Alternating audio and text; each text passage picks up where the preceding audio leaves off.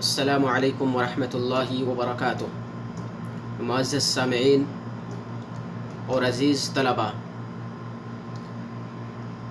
پچھلے ہفتہ ہم نے جو باب پڑھا ہے، باب فضل التوحید وما یکفر به من الذنوب، کہ توحید کی فضیلت کا بیان اور اس بات کا بیان کہ توحید گناہوں کو مٹاتی ہے یا گناہوں کا کفارہ ہے۔ اس باب کے تحت کتاب التوحید کے مؤلف محمد بن عبد الوہاب نے ایک آیت اور چند حدیثیں ذکر کی تھیں، اور ہر ایک نص توحید کی فضیلت پر دلالت کر رہا تھا، اور یہ کہ توحید گناہوں کا کفارہ ہے۔ آج جو باب ہم پڑھیں گے وہ باب بھی دراصل اسی پچھلے باب کا تتمہ یا اس کی تکمیل ہے۔ آج جو باب پڑھیں گے وہ یہ ہے کہ باب من حقق التوحید دخل الجنت بغیر حساب، کہ باب اس بات کا ہے کہ جس شخص نے توحید کے تقاضوں کو پورا کیا وہ بغیر حساب کے جنت میں داخل ہو جائے گا۔ تو جنت میں داخل ہونا یا ایک فضیلت ہے توحید کی، لیکن یہ خاص فضیلت ہے۔ تو یہ باب دراصل پچھلے باب کا تتمہ ہے۔ حقق یحقق تحقیق من حقق التوحید، اس کے معنی پورا کرنے اور مکمل کرنے کے ہیں۔ من حقق التوحید، جس نے توحید کو پورا کیا، جس نے توحید کے تقاضے کو مکمل کیا، دخل الجنت بغیر حساب، وہ بغیر حساب کے جنت میں داخل ہو جائے گا۔ من یہ شرطیہ ہے اور اس کا فعل حققہ ہے۔ جس نے توحید کو پورا کیا، اس کے تقاضے کو مکمل کیا، دخل الجنت، دخل یہ جواب شرط ہے، تو وہ جنت میں بغیر حساب کے داخل ہو جائے گا۔ عزیزان گرامی، توحید کے باب میں لوگوں کی 3 قسمیں ہیں، یا موحدین کے 3 طبقات ہیں۔ پہلا طبقہ وہ لوگ ہیں جو توحید پرست ہیں اور شرک سے محفوظ ہیں، وہ شرک نہیں کرتے ہیں، لیکن واجبات میں کوتاہی برتتے ہیں اور محرمات کا بھی ارتکاب کر لیتے ہیں، اور جو مستحبات ہیں ان کا کوئی خیال نہیں کرتے۔ اسی طرح مکروہات میں گر جاتے ہیں، مکروہات کا بھی ارتکاب کر لیتے ہیں۔ یہ ایک طبقہ ہے، اس کو قرآن کریم نے ظالم سے تعبیر کیا، اس طبقے کو۔ اور دوسرا طبقہ موحدین کا یہ ہے، جو لوگ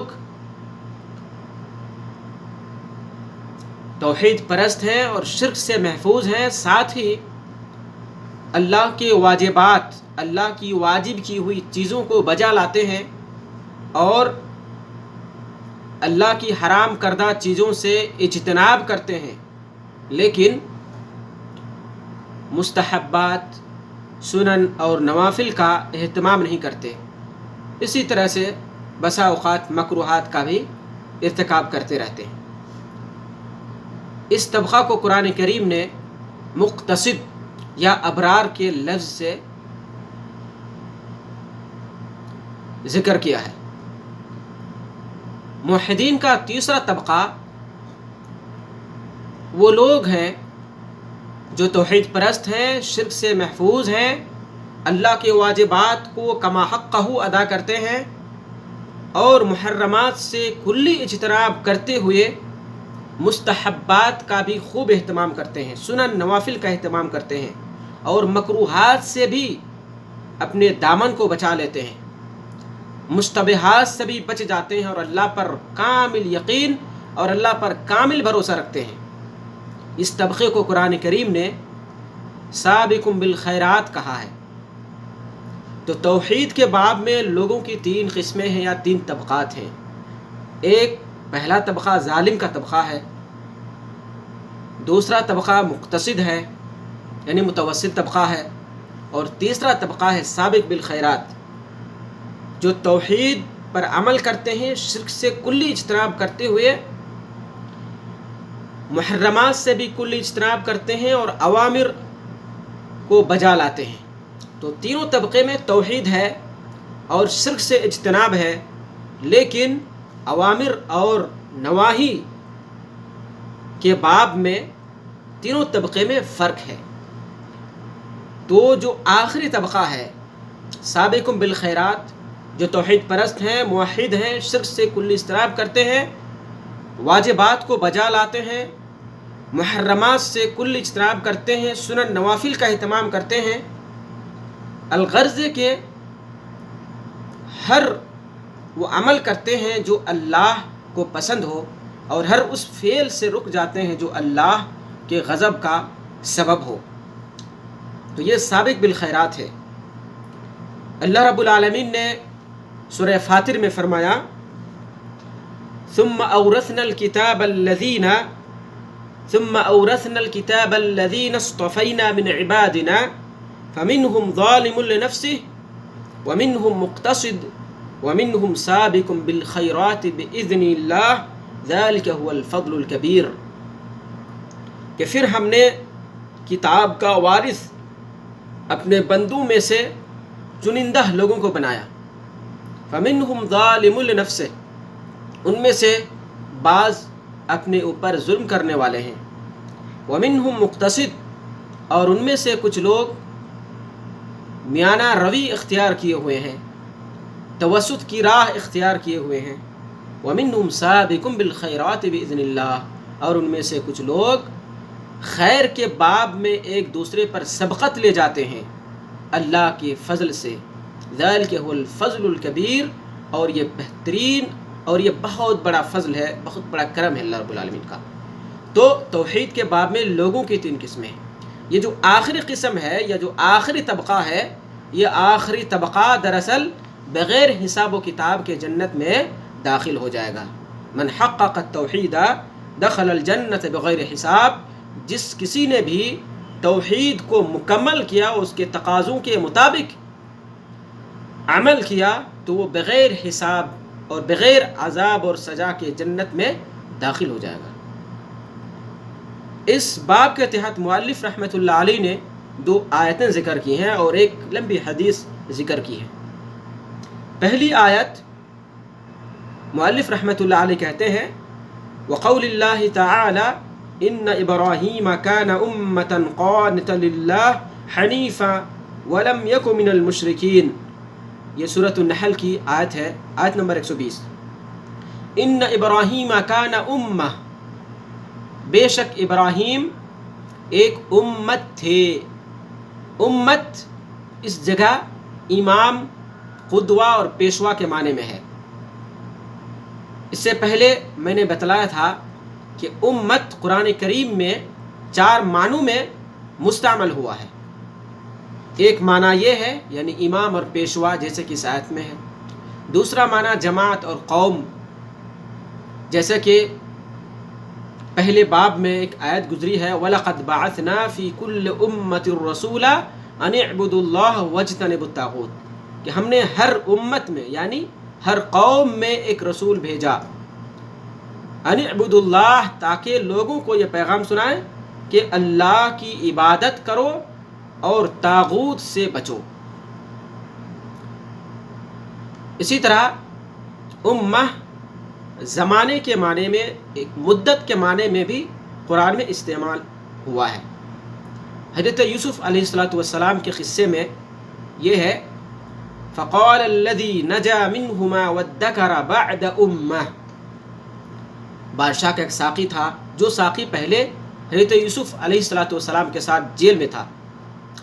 حضرت یوسف نے اس ساقی کو اس کی خواب کی تعبیر بتلائی تھی اور کہا تھا کہ جب بادشاہ کے پاس جانا تو میرا ذکر کرنا، میرا تذکرہ کرنا، لیکن یہ بندہ بادشاہ کے پاس آیا تو بھول ہی گیا، یہاں تک کہ بادشاہ نے پھر ایک خواب دیکھا کہ 7 موٹی گائے ہیں اور 7 دبلی پتلی گائے ہیں، 7 ہری بھری بالیاں ہیں اور 7 خشک اور سوکھی ہوئی بالیاں ہیں۔ تو اپنے مصاحبین سے، وزراء سے اس کی تعبیر پوچھی تو لوگوں نے کہا کہ یہ اضغاث احلام ہے، یہ پراگندہ خیالات ہیں، اس کی کوئی تعبیر نہیں۔ تو وہ شخص جو ساقی تھا اور حضرت یوسف علیہ السلام کے بارے میں جانتا تھا کہ وہ خواب کی تعبیر بیان کرتے ہیں، تو اس نے کہا فقال الذی نجا منہما وادکر بعد امہ، تو ان دونوں میں سے یعنی 2 شخص حضرت یوسف کے ساتھ تھے، ان میں سے ایک شخص کو سولی پر لٹکا دیا گیا تھا اور یہ شخص نجات پا گیا تھا جو بادشاہ کا ساقی تھا۔ فقال الذی نجا منہما، تو ان دونوں میں سے جو نجات پا لیا تھا اس نے کہا وادکر بعد امہ، اور ایک زمانے کے بعد، ایک امت کے بعد یعنی ایک زمانے کے بعد، ایک مدت کے بعد حضرت یوسف علیہ السلام انہیں یاد آئے، ان کی بات یاد آئی۔ تو یہاں پہ امت زمانہ یا مدت کے معنی میں استعمال ہوا ہے۔ چوتھا معنی دین اور مذہب۔ اللہ رب العالمین نے فرمایا مشرکین نے مکہ کے سلسلے میں اِنَّا وَجَدْنَا آبَاءَنَا عَلَىٰ أُمَّةٍ، جب مشرکین مکہ کو ایک اللہ کی دعوت دی گئی، بتوں کی اور غیر اللہ کی عبادت سے روکا گیا، تو ان لوگوں نے جواب دیا کہ اِنَّا وَجَدْنَا آبَاءَنَا عَلَىٰ أُمَّةٍ، کہ ہم نے اسی دین پر، ہم نے اسی امت پر یعنی اسی دین پر اپنے آباء و اجداد کو پایا ہے۔ تو لفظ امت قرآن کریم میں 4 معنوں میں مستعمل ہوا ہے۔ ان ابراہیم کان امہ، اس آیت میں امام کے معنی میں مستعمل ہے۔ بے شک ابراہیم ایک امام تھے، پیشوا تھے خیر کے معاملے میں۔ قانتا للہ، ہمیشہ اللہ کی عبادت کرنے والے تھے۔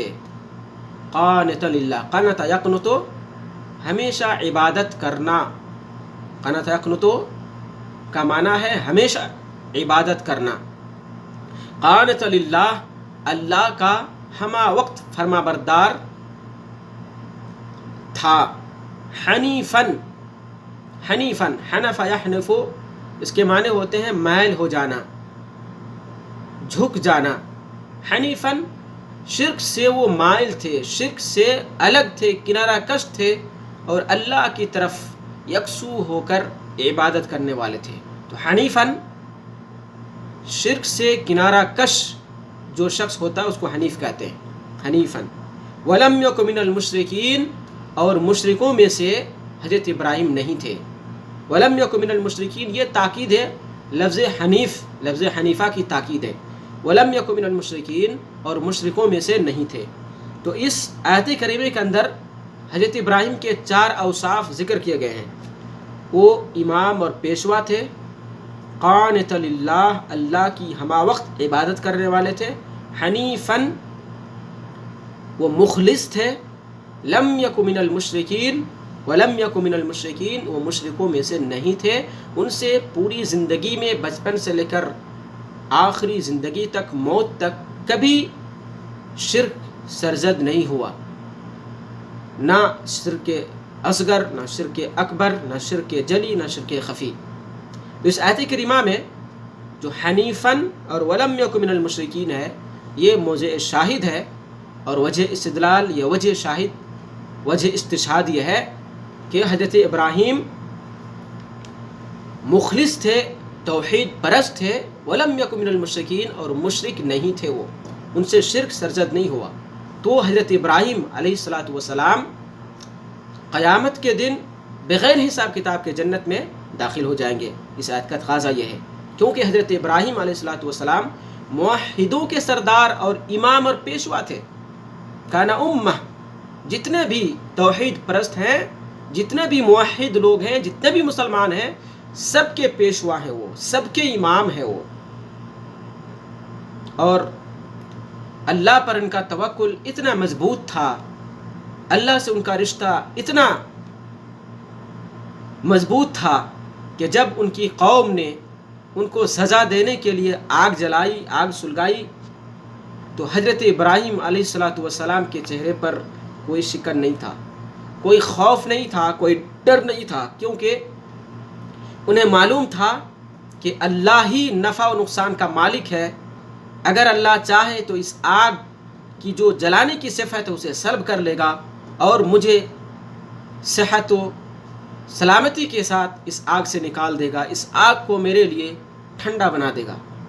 چنانچہ آگ جلائی گئی، ان کو آگ میں ڈالنے والے تھے، اس وقت بھی ان کے چہرے پہ کوئی خوف کے آثار نہیں تھے، اللہ پر یقین کامل تھا اور اللہ پر پورا بھروسہ تھا۔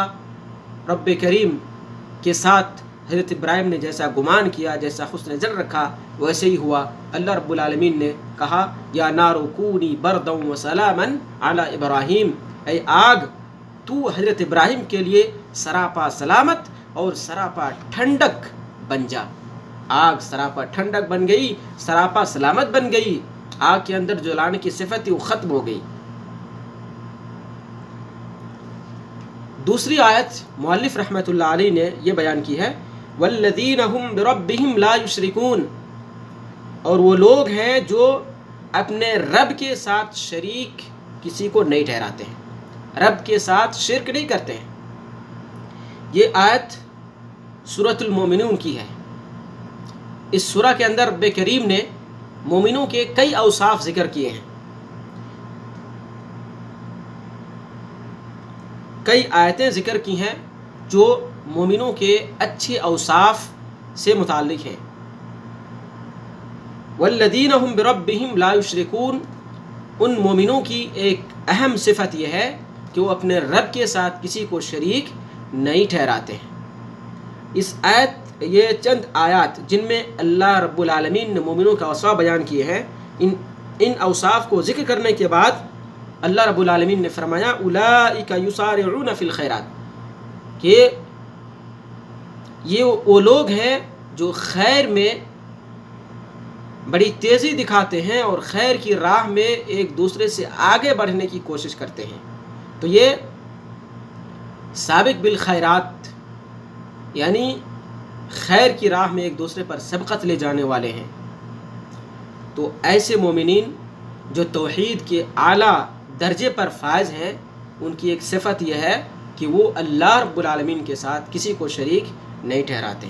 والذین هم بربهم لا یشرکون، کہ وہ لوگ اپنے رب کے ساتھ شریک کسی کو شریک نہیں کرتے ہیں۔ لا یشرکون، نہ شرک اصغر، نہ شرک اکبر، نہ شرک جلی، نہ خفی، کسی بھی طرح کا شرک اللہ کے ساتھ نہیں کرتے ہیں اور کامل اللہ رب العالمین پر بھروسہ رکھتے ہیں، توکل کرتے ہیں۔ اور ایک بات آخر میں یہ بتانا چاہتا ہوں کہ تحقیق توحید یا توحید کی تکمیل کیسے ہوگی۔ اس کی تکمیل کے لیے 4 چیزیں ضروری ہیں۔ پہلی چیز یہ ہے کہ توحید کا معنی و مفہوم ہم سمجھیں کہ توحید کا معنی مفہوم کیا ہے، لا الہ الا اللہ کا معنی و مفہوم کیا ہے۔ فاعلم انہ لا الہ الا اللہ، یہ جان لو کہ اللہ کے علاوہ کوئی معبود برحق نہیں، تو اس کا یہ معنی ہمیں جاننا چاہیے۔